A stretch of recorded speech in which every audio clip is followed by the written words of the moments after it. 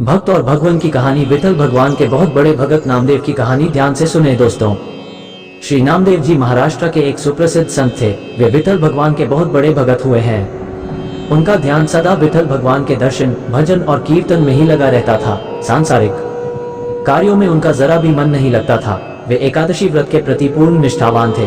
वे उस दिन जल भी नहीं पीते थे। एकादशी की संपूर्ण रात्रि को हरिनाम संकीर्तन करते थे। एकादशी को वे न अन्न खाते और न किसी को खिलाते। एक दिन एकादशी की रात्रि को वे हरिनाम संकीर्तन कर रहे थे। उनके साथ अनेकानेक भक्त भी संकीर्तन कर रहे थे।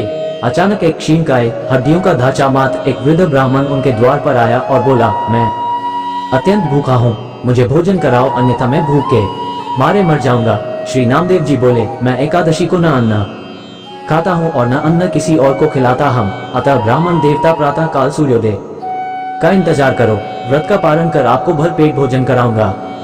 ब्राह्मण बोला, मुझे तो अभी ही भोजन चाहिए, मैं 120 वर्ष का बूढ़ा हूँ। एकादशी व्रत 8 वर्ष से लेकर 80 वर्ष तक के लोगों के लिए है। मैं भूख से मर जाऊंगा और तुमको ब्रह्म हत्या का पाप लगेगा। श्री नामदेव जी ने कहा, ब्राह्मण देवता चाहे कुछ भी हो जाए, मैं आपको भोजन नहीं करा सकता, कृपया आप सुबह तक प्रतीक्षा करें। श्री नामदेव जी के ऐसे व्यवहार के प्रति अन्य ग्रामवासियों ने नामदेव जी को निष्ठुर कहा और ब्राह्मण को भोजन देना चाहा, परंतु ब्राह्मण ने भोजन लेने से इनकार कर दिया और कहा, यदि मैं भोजन ग्रहण करूंगा तो सिर्फ और सिर्फ नामदेव से ही करूंगा। श्री नामदेव जी ने जब ब्राह्मण को भोजन न दिया तो कुछ ही समय में उसके प्राण पखेरु उड़ गए। वहां उपस्थित सभी लोग श्री नामदेव जी के प्रति अपशब्द कहने लगे और उन्हें हत्यारा कहकर संबोधित करने लगे।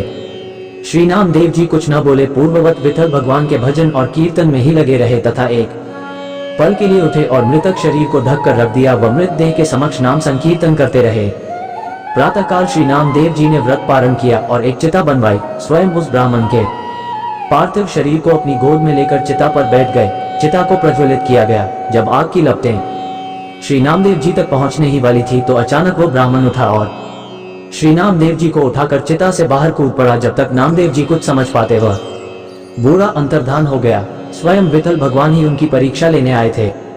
इस घटना को देखकर सब आश्चर्यचकित हो गए और श्री नामदेव जी की जय जयकार करने लगे। धन्य है श्री नामदेव जी, चित्त में प्रज्ञा का प्रकाश, ज्ञान का दीपक जले, तभी ठाकुर जी का निराकार स्वरूप दिखाई देता है। भागवत श्रवण से चित्त रूपी दीपक जलाने का प्रयास मानव को करना चाहिए। मानव को अज्ञानता से लड़ना चाहिए, मगर आलोचना और अज्ञानता पर चर्चा करके अपना समय बर्बाद नहीं करना चाहिए। 4 देवर्षि नारद। एक बार देवर्षि नारद के मन में आया कि भगवान के पास बहुत महल आदि है, एक आध हमको भी दे दे तो यहीं आराम से टिक जाए, नहीं तो इधर उधर घूमते रहना पड़ता है। भगवान के द्वारिका में बहुत महल थे। नारद जी ने भगवान से कहा, भगवान आपके बहुत महल हैं, एक हमको दो तो हम भी आराम से रहें। आपके यहाँ खाने पीने का इंतजाम अच्छा ही है। भगवान ने सोचा कि यह मेरा भक्त है, विरक्त सन्यासी है, अगर यह कहीं राजसी ठाट में रहने लगा तो थोड़े दिन में ही इसकी सारी विरक्ति भक्ति निकल जाएगी। हम अगर सीधा ना करेंगे तो ये बुरा मान जाएगा, लड़ाई झगड़ा करेगा कि इतने महल हैं और एक महल नहीं दे रहे हैं। भगवान ने चतुराई से काम लिया। नारद से कहा, जाकर देख ले, जिस मकान में जगह खाली मिले वही तेरे नाम कर देंगे। नारद जी वहां चले। भगवान की तो 16,108 रानियां और प्रत्येक के 11 बच्चे भी थे। ये द्वापर युग की बात है। सब जगह नारद जी घुमाए लेकिन कहीं एक कमरा भी खाली नहीं मिला, सब भरे हुए थे।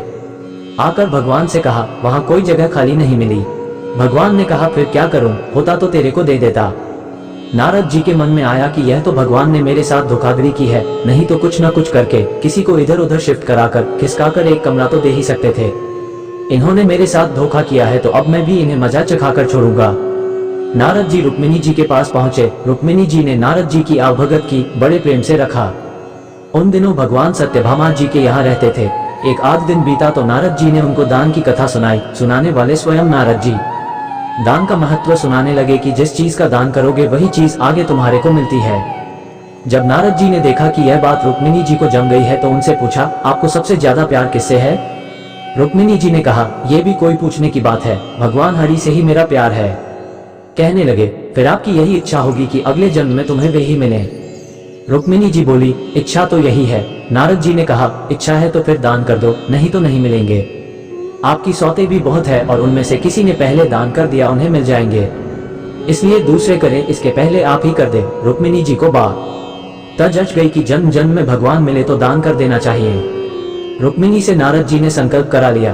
अब क्या था, नारद जी का काम बन गया। वहां से सीधे सत्यभामा जी के महल में पहुंच गए और भगवान से कहा कि उठाओ कमंडलू और चलो मेरे साथ। भगवान ने कहा, कहाँ चलना है, बात क्या हुई? नारद जी ने कहा, बात कुछ नहीं, आपको मैंने दान में ले लिया है। आपने एक कोठी भी नहीं दी तो मैं अब आपको भी बाबा बनाकर पेड़ के नीचे सुलाऊंगा। सारी बात कह सुनाई। भगवान ने कहा, रुक्मिणी ने दान कर दिया है तो ठीक है, वो पटरानी है, उससे मिल तो आए। भगवान ने अपने सारे गहने गांठे, रेशम के कपड़े सब खोलकर सत्यभामा जी को दे दिए और बलकल वस्त्र पहनकर, भस्मी लगाकर और कमंडलू लेकर वहां से चल दिए। उन्हें देखते ही रुक्मिणी के होश उड़ गए। पूछा, हुआ क्या? भगवान ने कहा, पता नहीं, नारद कहता है कि तूने मेरे को दान में दे दिया। रुक्मिणी ने कहा, लेकिन वे कपड़े गहने कहाँ गए? उत्तम केसर को छोड़कर यह भस्मी क्यों लगा ली?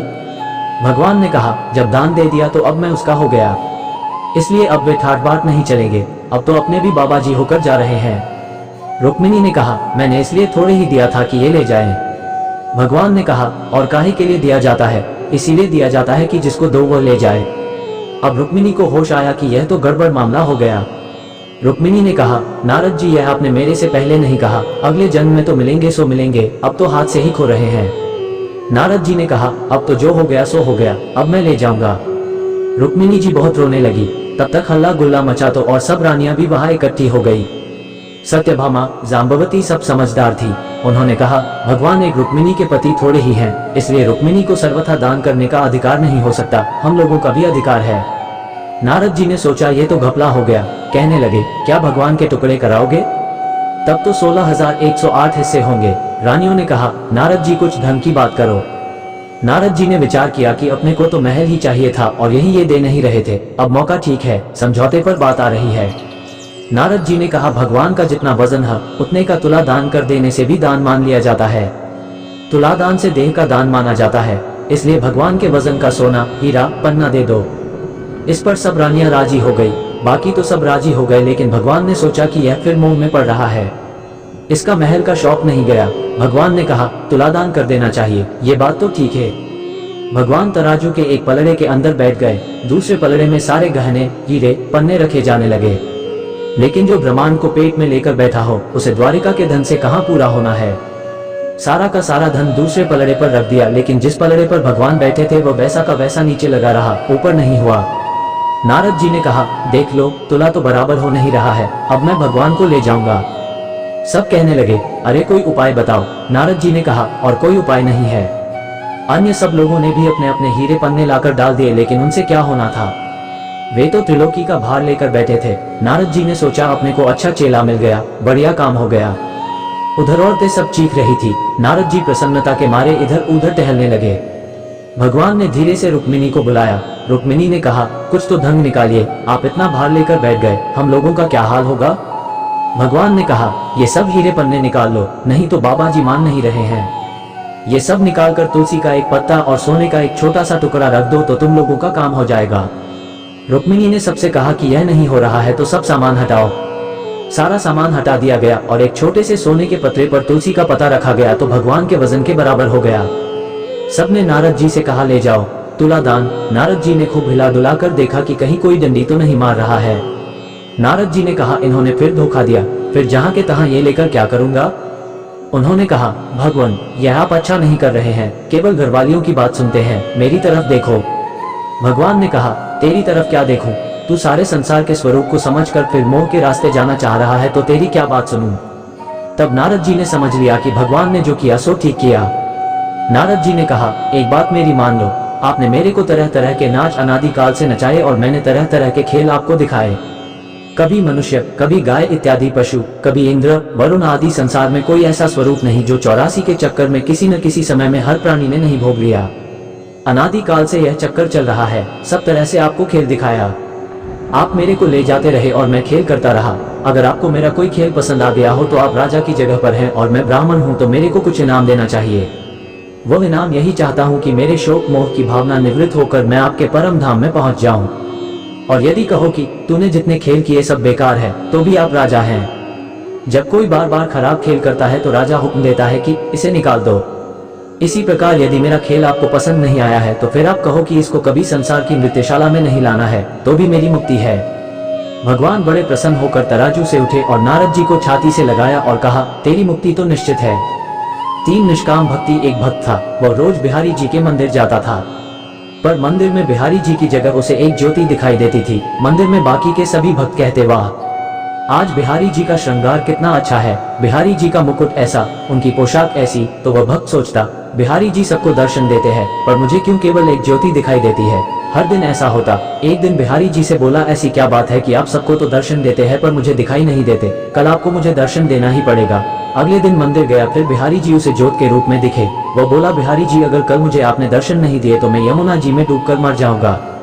Recycling symbol. उसी रात में बिहारी जी एक कोढ़ी के सपने में आए जो कि मंदिर के रास्ते में बैठा रहता था और बोले, तुम्हें अपना कोढ़ ठीक करना है। वो कोढ़ी बोला, हाँ भगवान। भगवान बोले, तो सुबह मंदिर के रास्ते से एक भक्त निकलेगा, तुम उसके चरण पकड़ लेना और तब तक मत छोड़ना जब तक वो ये न कह दे कि बिहारी जी तुम्हारा कोढ़ ठीक करे। अगले दिन वो कोढ़ी रास्ते में बैठ गया। जैसे ही वो भक्त निकला उसने चरण पकड़ लिए और बोला, पहले आप कहो कि मेरा कोढ़ ठीक हो जाए। Recycling symbol. वो भक्त बोला, मेरे कहने से क्या होगा, आप मेरे पैर छोड़ दीजिए। कोढ़ी बोला, जब तक आप ये नहीं कह देते कि बिहारी जी तुम्हारा कोढ़ ठीक करे तक मैं आपके चरण नहीं छोड़ूंगा। भक्त वैसे ही चिंता में था कि बिहारी जी दर्शन नहीं दे रहे, ऊपर से ये कोढ़ी पीछे पड़ गया तो वह झुंझलाकर बोला, जाओ बिहारी जी तुम्हारा कोढ़ ठीक करे, और मंदिर चला गया।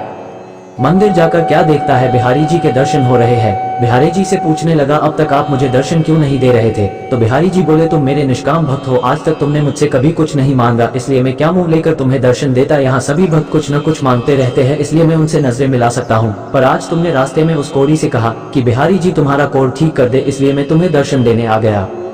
Recycling symbol. सार। भगवान की निष्काम भक्ति ही करनी चाहिए। भगवान की भक्ति करके यदि संसार के ही भोग सुख ही मांगे तो फिर वो भक्ति नहीं, वो तो सौदेबाजी है। 2 जीवन के दुख बिल्कुल नमक की तरह है। एक बार एक नवयुवक किसी संत के पास पहुंचा और बोला, महात्मा जी, मैं अपनी जिंदगी से बहुत परेशान हूँ, कृपया इस परेशानी से निकलने का उपाय बताएं।